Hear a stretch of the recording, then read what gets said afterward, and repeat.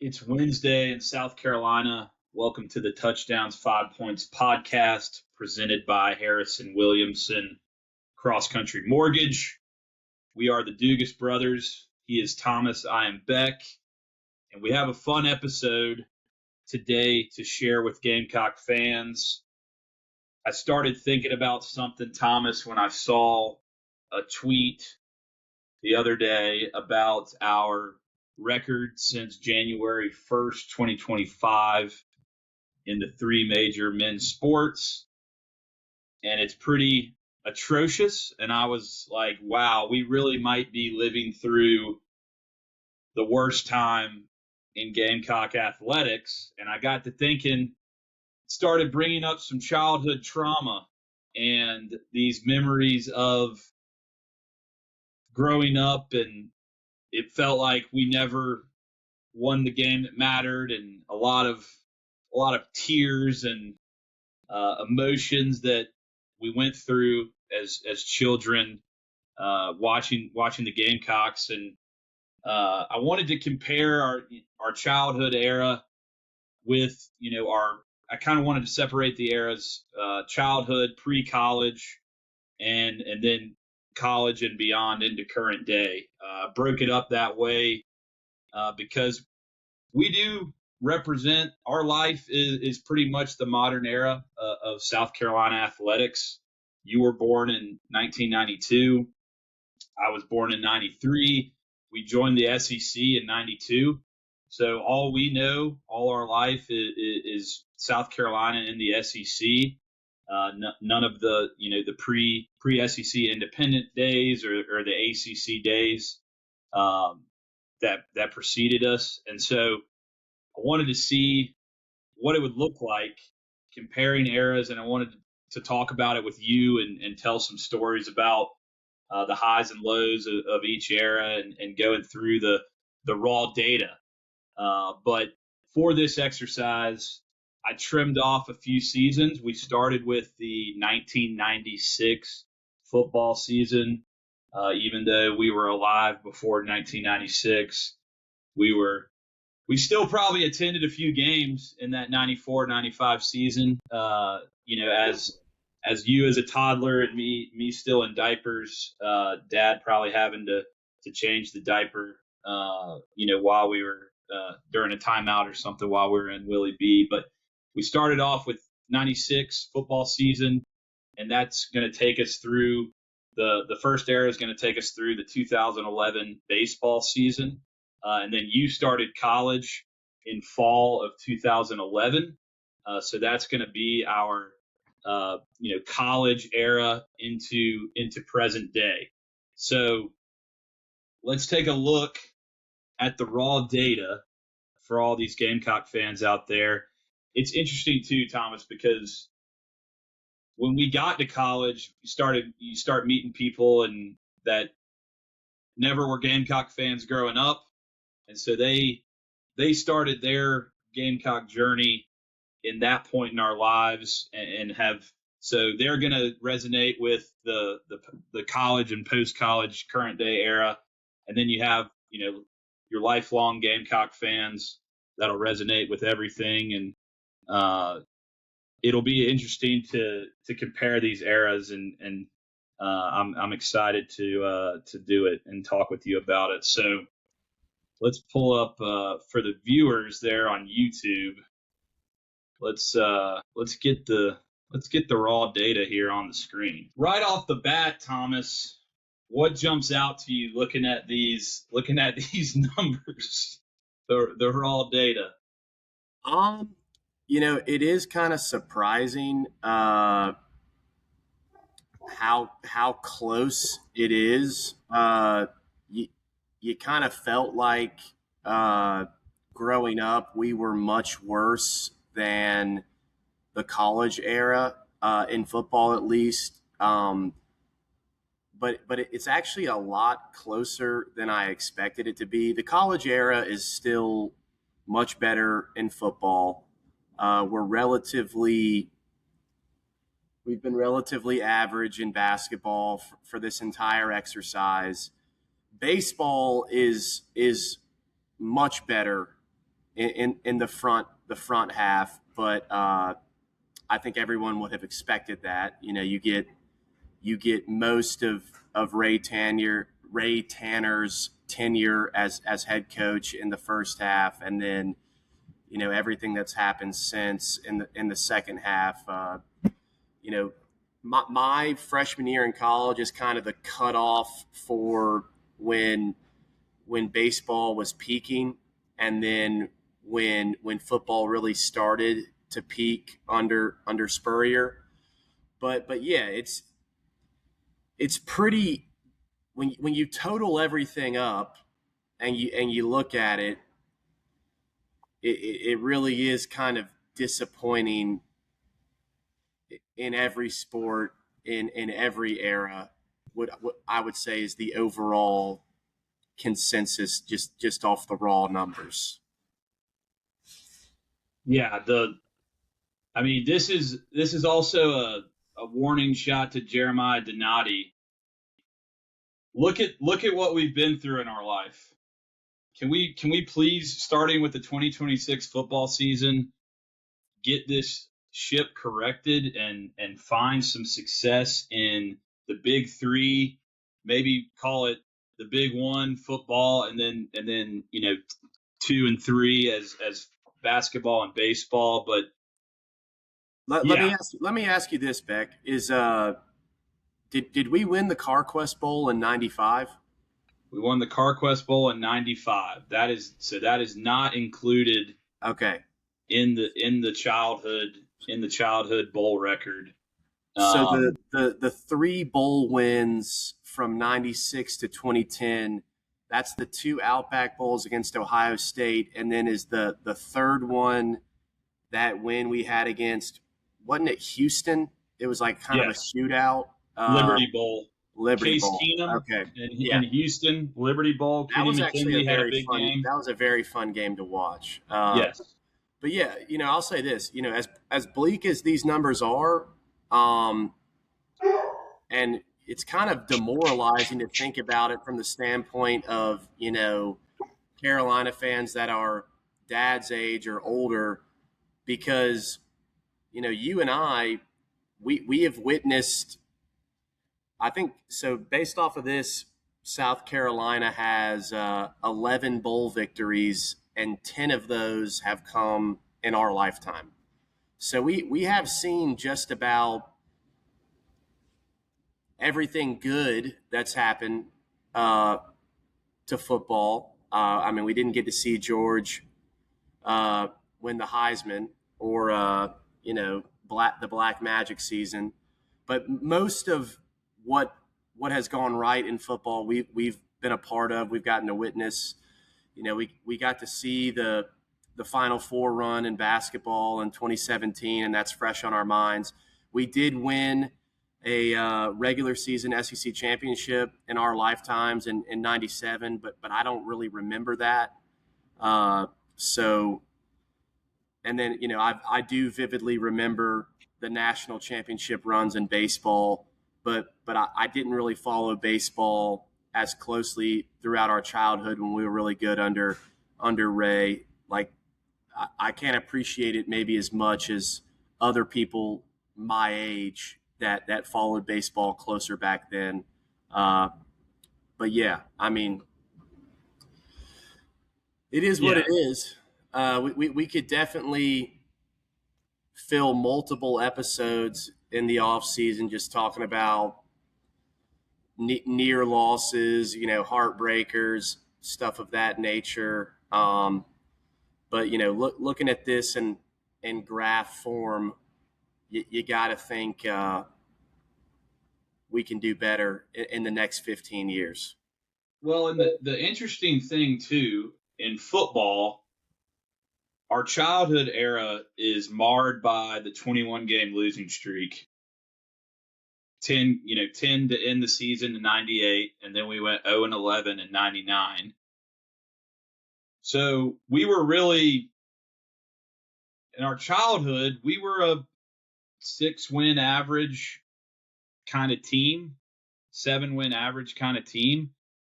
And then you look at, once we got to college, that is boosted by 3 straight 11-win seasons in 11, 12, 13, and we've been really below average in football since then. Like it's hard to find it when I was doing the research, it always seemed to be like when we had a positive, there was a negative that like immediately followed it. Like we we won the SEC. We went 15-1 in the SEC in 1997 in basketball. We won the regular season SEC championship.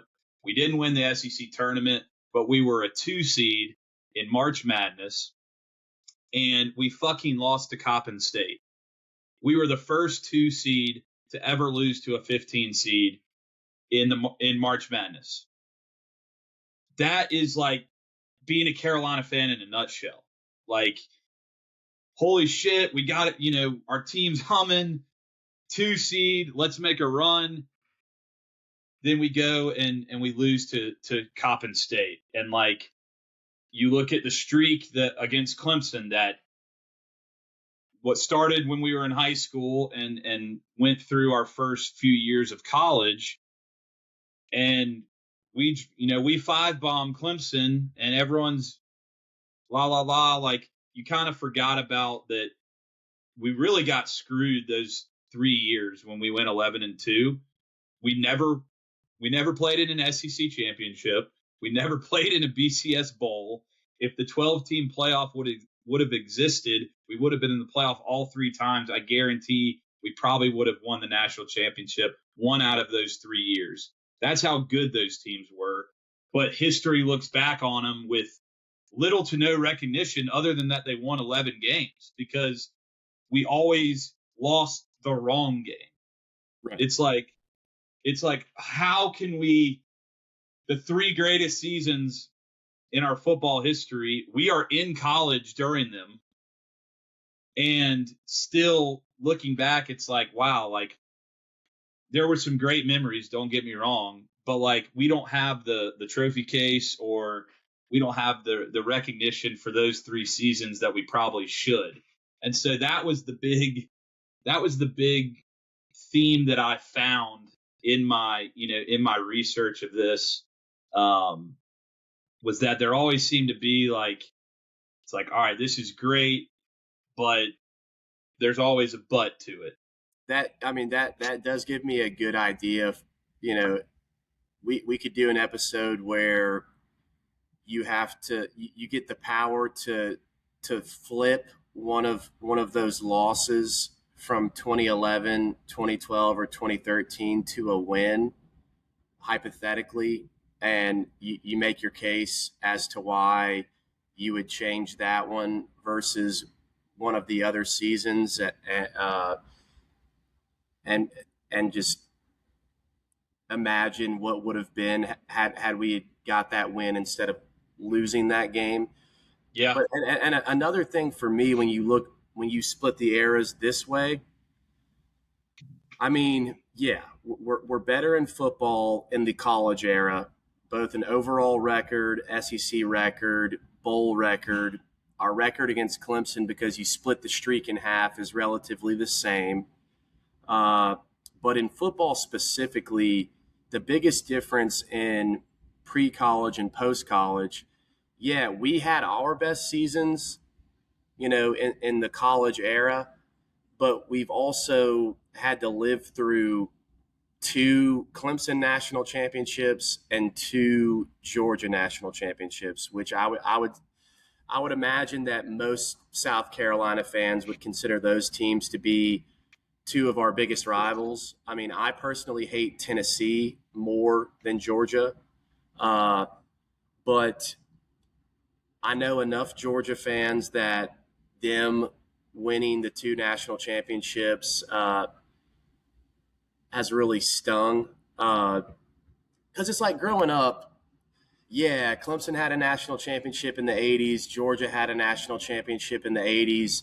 Georgia won a handful of SEC championships during our childhood. But the 3 of us were all kind of like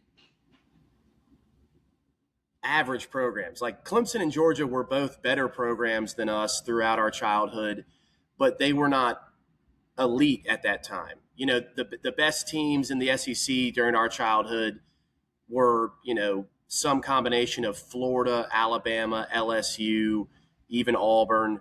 It was not, Georgia was not in the position within the SEC that they are today. Clemson certainly wasn't what they are or what they have been when we were growing up. And so that's the thing that is the toughest for me to digest is like, yeah, they, you know, all of our buddies had a national championship in their trophy case, but they had never witnessed one in their lifetime. And now most of our peers have witnessed multiple national championships, and we are still sitting on E. Yeah, definitely the success of rivals is more prominent in our adult era, and Like if you really look at Muschamp's tenure, I think part of what made it so like what it was so unbearable because not only were we not having that much success, but like Clemson and Georgia were both like the two of the top five teams in the country. So it's like we had no reprieve from just like not, and I'm not saying that I am okay with winning at the level that we have won at under Beamer long term, but at least Clemson has started to cool off. You know what I mean? and It's like Georgia has really. Georgia's cooled off. I think that people are kind of overreacting to Georgia. Like they've won two consecutive SEC championships. Like they're still very much a top 10 college football program right now. Yeah, Clemson is not. yeah. No, I Clemson mean, is not. I'm with you on that. I remember watching the Georgia TCU national championship, and Hunter Siever was at the party I was at, and we were sitting there, and he made a comment. He goes, "Man, I'm fucking sick of Georgia," and I said, "Imagine being me." We we finally got done watching Clemson on us, win two and be in the playoffs in a 4-man playoff every year for like 6 years. Clemson finally sucks, and now Georgia's about to win back-to-back national championships. Like, when does it end for us? Like, it's never. I'm almost like I've argued for a long time, especially over the last 5 or 6 years, that South Carolina is the hardest coaching job in the country, and part of it is our sincere lack of history and tradition. We are in a small state. And then what it really got down to it, and you could talk resources and all that stuff too, but what it really got down to it is we're recruiting against our arch rival in the state is a top 5 program. Our SEC East, formerly SEC East rival and neighboring state competition, Georgia, is also winning national championships. So we have 2 top 5 programs recruiting the same footprint as us. And that's why I do think the Beamer hire helped, because he has ties in the DMV where Georgia's and Florida. And I know they recruit the big guys. Obviously Nick Harbor was recruited by everyone in the country. So is Dylan Stewart, but he can make noise in those areas where the Georgias and Clemsons and Floridas and Alabamas, Auburns Tennessees can't beat us as good for, that they can for these Georgia kids and Florida kids. And it's just very, yeah, it sucks having rivals, but I think we don't you feel like we lost to Clemson way more growing up? Well, I But mean, that's what a 7-game losing streak will do that to you, and then you just become well, I mean, because and they we were always beating our ass, but like I just felt like every year it was like, and I think it was because we were both mediocre programs, and it was always like, hey, it's 8-4 Clemson versus 7-5 South Carolina, or it's 7-4 South Carolina versus 6-6 Clemson, and like it just always felt like we lost in the most excruciating ways in our childhood. But I like mean, the bulk of this graph splits the streak in half, just about as much as you can. So, like if we would have cut it, if we would have sliced it a different way, like this looks a lot different. But I don't know, man. I mean, yeah, they beat, after Spurrier left, they beat us 7 years in a row. That's gonna skew the numbers. So yeah, it has never been great. It does feel particularly bad right now. I mean, I don't know that we've ever been this down in all three sports at the same time. You know, we lost 21 games in a row in football in 99 2000, but 98, 99. 98 But yeah, 99. But baseball was probably good that year. And basketball was probably better that year than we are right now, coming off of a regular season championship. But yeah, I mean, when you really boil it down, it just comes out that we have just been pretty average to below average in everything forever.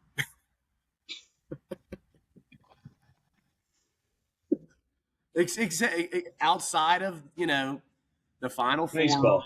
the Yeah. three national championships in baseball, 2 wins, one appearance, a third appearance, and like you said, those 3 11-win seasons in football, we were really so much better than we will get remembered for because of the way that things were structured back then. Like, in today's game, that's 3 straight playoff berths, and we didn't even get to play in a BCS bowl because of the way that it worked. Like, I can't Or an remember. SEC championship. So was it 12 or 13 that it's like we didn't get to play in a BCS bowl because the BCS only took 2 teams per conference, but we had like 3 wins over teams that did play in BCS bowls because we beat Clemson, we beat the Blake Bortles UCF team, and we beat somebody else that played in a BCS bowl that year, but we were not in one.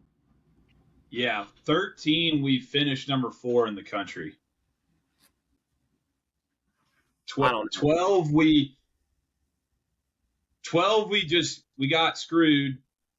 It was just a scheduling thing. Like we played Georgia. That was my freshman year. We played Georgia at home, college game day.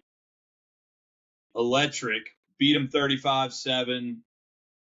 Aaron Murray still talks about how, Clowney jumping over and just that whole game. Ace Sanders punt return, the loudest Willie B's ever been in my estimation. Like, Ross and then we followed that up with still a Georgia fan for that game. yeah.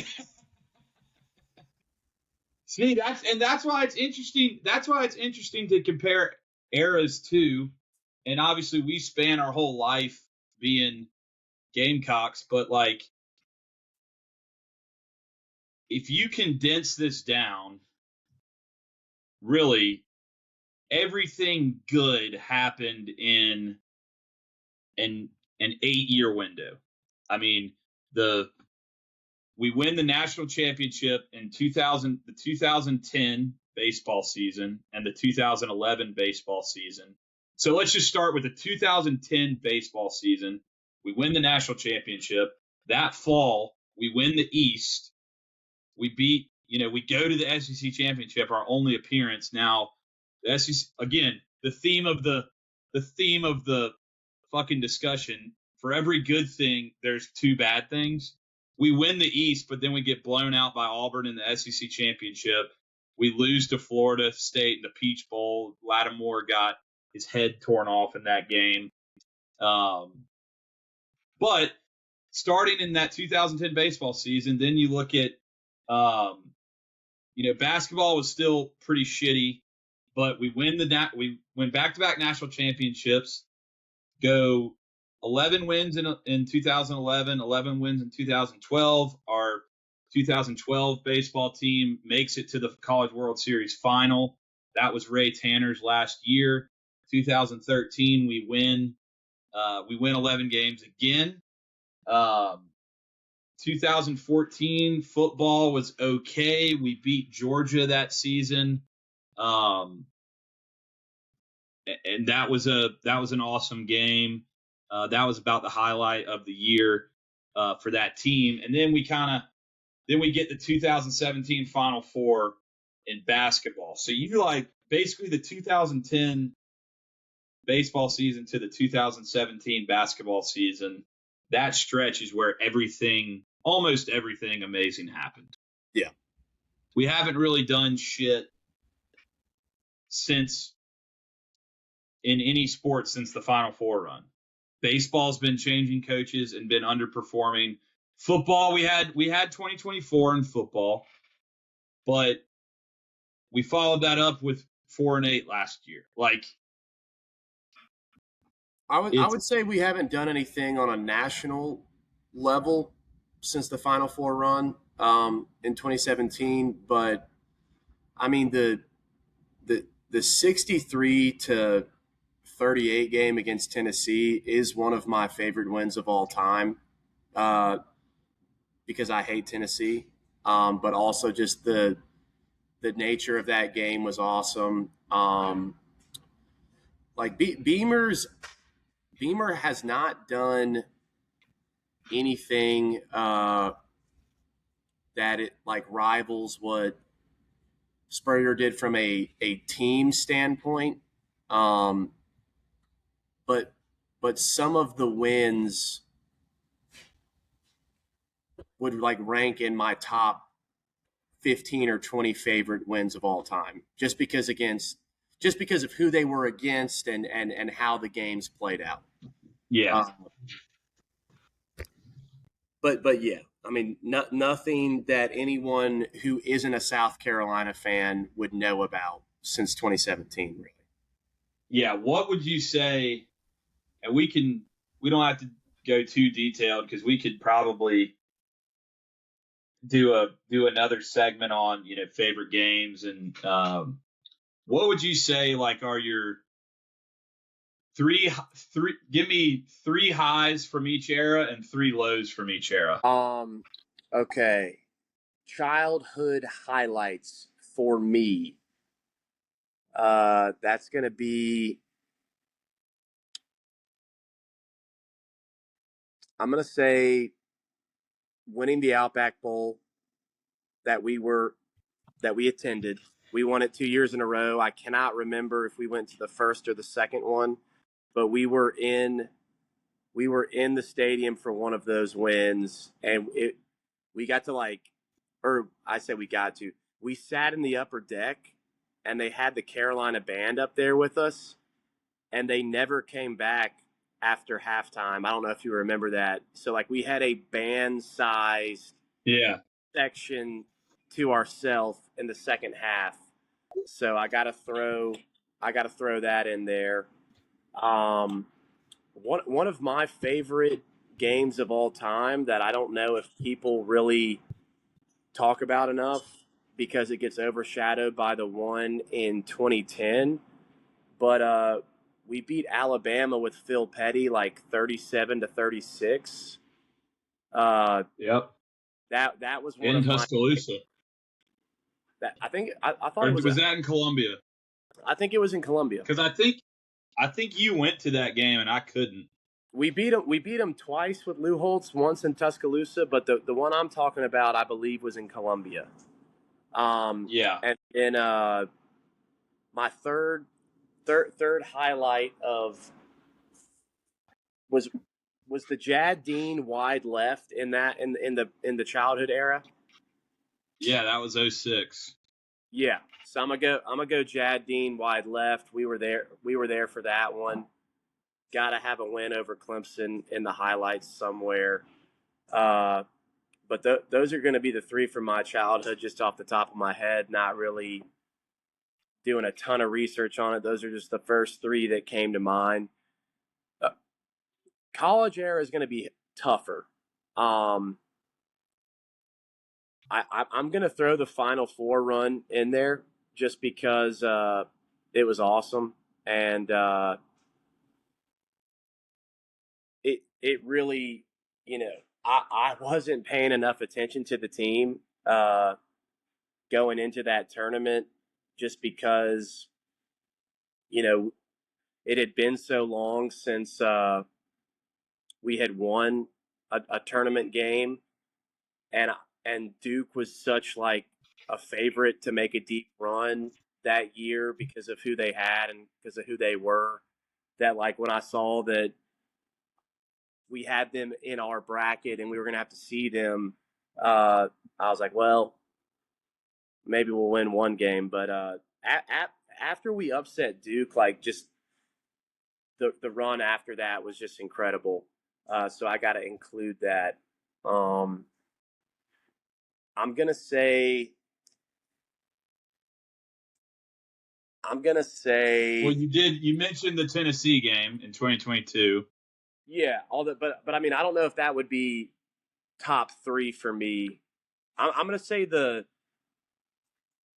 win against Michigan in 2012.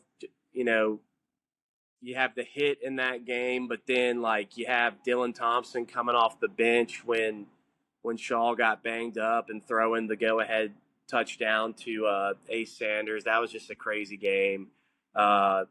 One that like it felt like it was about to slip through our fingers in classic Carolina fashion when they gave Michigan that first down, the play before the hit, because it was a terrible call. Like I was completely beside myself, like because we were getting screwed. But then ball don't lie, and the hit happens, and we win that game. And then probably I'm gonna say 2013 win against Clemson, just because it was the fifth win in a row. Connor Shaw's last game, and then the Wildcat touchdown to Brandon Wilds to ice the game was just kind of like symbolic of how Spurrier had Clemson's number. They'd been setting that play up the whole game, and then we hit it to ice the game 5 in a row at home, and that was just kind of like the peak of our dominance over them before everything went sour again. 18-0 for Connor Shaw at home too. After that game. Yeah. I can run through before you get into lows. I can run through my highs. Childhood highs. I would definitely put the trip to Knoxville in there. You, me, Dad. In 2005, we were in Knoxville. The first time we ever beat Tennessee in Neyland. Crazy trip. We were actually telling that story this past weekend at Padge's wedding with Reed Fawcett, because he was supposed to go with us, and he had a babysitter that wouldn't. She didn't get approval to. I remember that. We were Miss Such from St. Mary's.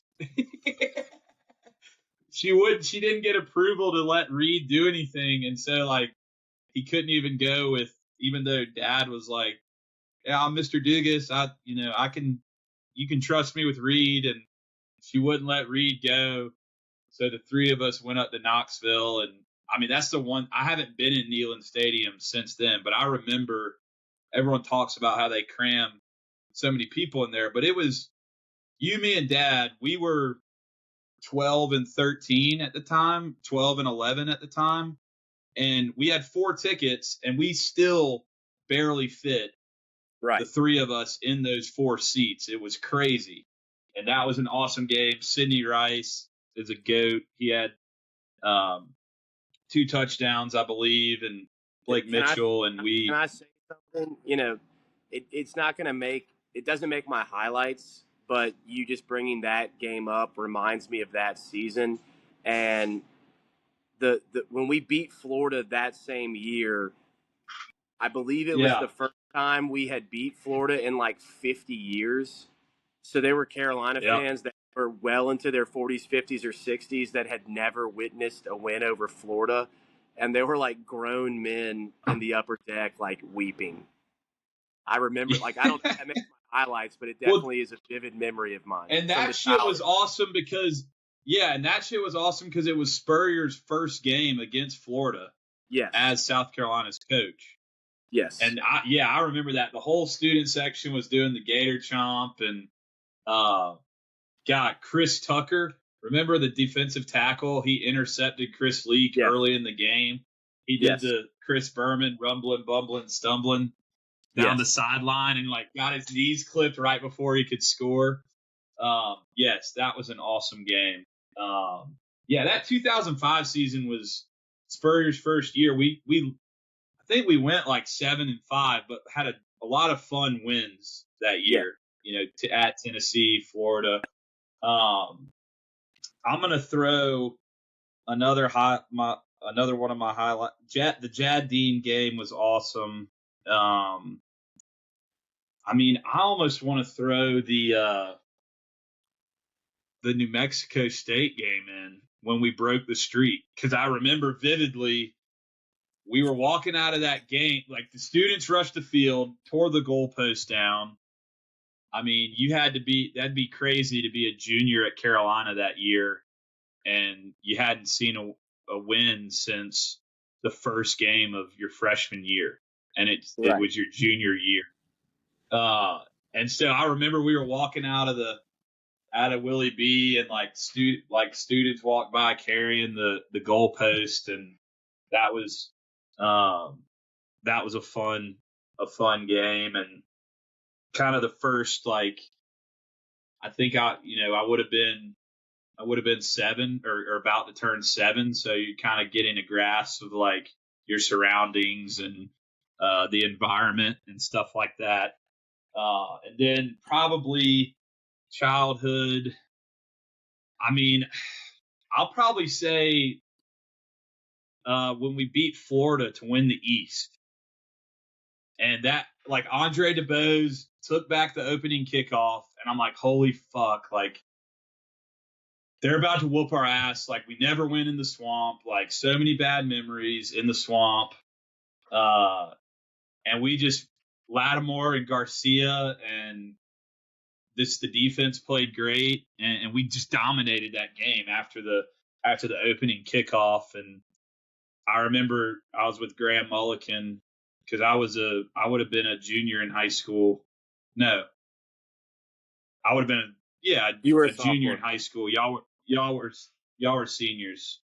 Oh, you're right. You're right. Because You're that right. was been and we went back to Graham's house, and I just kept yelling, "We won the fucking East! We won the fucking East!"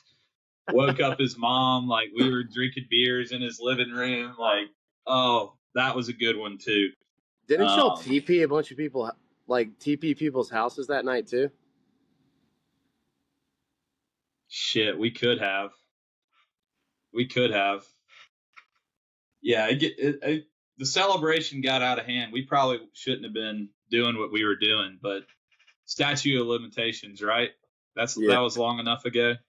Yeah. Sorry to put your business out in the streets there, Doughboy Mulligan. But no, that was definitely those are probably top 3. There's some others, but those are, I feel like, three good ones. And I would definitely have the Final Four in mind for the post college and post college era. I mean, I was living in Austin. I wish I was in Columbia, but I was living in Austin, but flew back. I mean, what a weekend. Flew back to Greenville, went to the Marquette game Friday, St. Patty's in Columbia Saturday, back to Greenville, went to the Duke game Sunday night. We beat Duke. Fly back to Austin. I'm like, all right, no way we advance. We went into Sweet 16 and Elite Eight, and then I drove out to Phoenix from Austin for the Final Four, which is a whole nother story in and of itself. Yeah, I'll definitely say 2012 Clemson game too. Clowney set the record for sacks in Death Valley. Dylan Thompson, like we thought Connor Shaw was playing, and then right before the game, it's like Connor Shaw's out, like everyone's freaking the fuck out, and Dylan Thompson comes in and plays that game, and he has the scramble on like 3rd and 20 to in the fourth quarter to seal it, and I also think that was the Jungle Boy hit against Andre Ellington. I think was in 2012. You are correct. It was also the Jungle Boy. Honorable mention, Jungle intercept the pass in pregame warmups and spike it at their feet. Yeah. We definitely need to do a favorite Gamecock players list one of these episodes. But honorary Jungle Boy moment against Arkansas when he had 3 straight personal fouls. Then he got the pick 6, and he threw the ball in the stands, and Todd Ellis. That's like, who cares? There's not many monumental Todd Ellis calls, but that was a good Todd Ellis call when Tommy Suggs was like, well, he's getting another penalty. Who cares? Yeah. So that's an honorable mention. And then wrapping up my highs, shit, I'd probably say I'd like to throw a baseball one in there, but probably football. Either looking at, I mean, maybe the 20, I want to say, this would have been the 2013 Missouri game in Missouri when we came back. I wasn't at this game. It was in Como, but Shaw was hurt. Dylan was struggling. Then Shaw came back in, led the comeback. I mean, that's just a game where South Carolina is not supposed to win it. Like, we don't have many moments like that where it's like you're dead to rights and like your injured starting quarterback comes on, replaces your starter. You're able to, like, the ball falls our way to where we get enough stops with enough time to score. Like, we're down to 4th and 16 and 4th and goal from the 16, and he hits Bruce for the touchdown to go into double OT. That was just a fun one. And I was with, all my buddies watching that game and just the celebration afterward. That was an awesome game. But you start to break it down, and there's maybe is some more fun moments than you think. So it's not all bad. We won't even talk lows. We can do lows on another episode, but this is what it is. I'm glad we got to talk some. Hey, and we didn't even mention, shout out to baseball too. That 4-0 versus Clemson in the postseason in our childhood era. Really, we were in high school and childhood. 2-0 in that's all 4 of those games were College World Series games. 2-0 in 2002 and 2-0 in 2010. Everyone remembers Michael Roth in that game. We still have the record for consecutive College World Series wins, correct? And it's going to be a pretty unbreakable record, won't it? Yes, it's NCAA tournament wins in postseason baseball, and yes, it is going to be pretty unbreakable. And my boy Bam had 83 last night. So I mean, anything's possible. But yes, that record is pretty unbreakable. Um, so what do you think, Thomas? Which era, if you had to, if if an alien came down and said, I have 15 years to live on Earth and I'm going to be a South Carolina fan, which era would you place him in? Well, I mean, it's gonna come off really petty, but if I have to choose between these two, I'm gonna choose to exist in the era where we were not quite as good, but our enemies were not good either. So I'm gonna choose the childhood era where we didn't do as much, but Clemson hadn't won a national championship. Had we done the lowlights, my lowest low light of all time is the Deshaun Watson national championship for Clemson. I mean, I didn't particularly enjoy the Trevor Lawrence one either, but the most demoralizing moment of my sports life to date is Deshaun Watson to Hunter Renfrow against Alabama to win that game. So if I have to choose between these two 15-year slates, I'm going to choose 1996 to 2010. Well, I'll take the opposite because, granted, yes, our opponents have seen success, but I'll take the Final Four run. I know we had the two baseball. Baseball hasn't been great in our current era, but I'll take the Final Four run. I think that holds a shit ton of weight in just how cool it was. I wish it would have culminated in a national championship. I think that game against Gonzaga still haunts me. That, like, once again, the theme of I keep repeating it, but the theme of this is it feels like every good thing, there's always a but. And I'm just like, we made the Final Four, but we're got Gonzaga on the ropes, and Zach Collins throws up the brokest jumper in the history of basketball, and it fucking plops on the back of the rim and drops in. And so Darius has the flu and gets the flu in Phoenix, and just could have been. I think we would have thrashed UNC. And I and mean, again, that's a hypothetical woulda, coulda, shoulda. if there's But any truth to the fact that Sindarius had the flu, and there's any truth to the fact that most of the football team had the flu in 2012 against Florida, then the flu has taken more away from Gamecock athletics than maybe any other team or you know outside circumstance in sports history. If we had the cure for the common cold already, we might have a national championship in football and basketball. you're telling me, bro. Yeah. So get your flu shots, everyone, in Gamecock Nation. But yeah, I just think the Final Four holds a ton of weight.